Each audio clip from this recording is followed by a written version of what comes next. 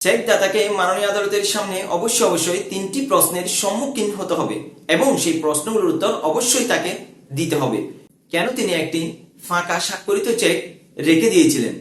2 নম্বর, চেকের প্রাপকের নিকট কোনো দায় দেনা আছে কিনা?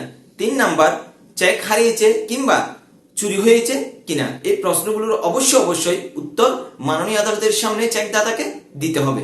মামলায় আত্মপক্ষ সমর্থনের উপর ওই বিষয়ে শুধু সাফাই সাক্ষী দিলেই চলবে। হারিয়ে যাওয়া চেক নিয়ে আসামি থানায় কোনো মামলা করেছিল কিনা কিংবা সংশ্লিষ্ট থানায় এই বিষয়টি নিয়ে কোনো জিডি করেছিল কিনা কিংবা তর্কিত চেকটি উদ্ধারের জন্য বাদীর বিরুদ্ধে ফৌজদারি বা দেওয়ানি আদালতে কোনো মামলা মোকদ্দমা করেছিল কিনা ইত্যাদি বিষয়সমূহ আসামিকে অবশ্যই সাফাই সাক্ষীতে প্রমাণ করতে হবে, নতুবা এই মামলায় আসামি তেমন কোনো সুবিধা করতে পারবেন না। মনে রাখবেন, নালিশি চেকটি হারিয়েছে কিনা কিংবা চুরি হয়েছে কিনা এগুলো কেবলমাত্র ঘটনাকৃত বিষয় এবং তা কেবলমাত্র বিচারিক আদালতে আপনাকে সাক্ষ্য দিয়েই প্রমাণ করতে হবে।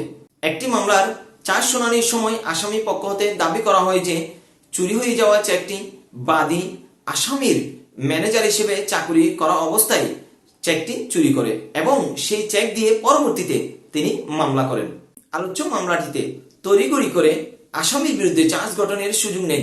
আদালত আগে উভয় পক্ষকে শ্রবণের পর তারপরই আদালত আসামির বিরুদ্ধে চার্জ গঠন করেন। আসামি উক্ত চার্জ আদেশ দ্বারা সংক্ষুব্ধ হয়ে ফৌজদারি কার্যবিধির 561 এ ধারার বিধান মোতাবেক মহামান্য হাইকোর্ট বিভাগে একটি কোয়াশমেন্ট দরখাস্ত দাখিল করেন।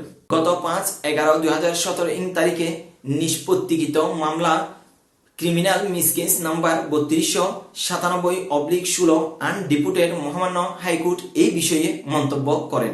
নালিশি চেকটি হারিয়েছে বা হারিয়ে গিয়েছে, চুরি হয়েছে বা অনুরূপ চুরি হওয়া বা হারিয়ে যাওয়া চেকের উপর ভিত্তি করে বিচারিক আদালত আসামিকে কোনো দণ্ড প্রদান করলে সেটি কখনো বেআইনি বলে বিবেচিত হয় না।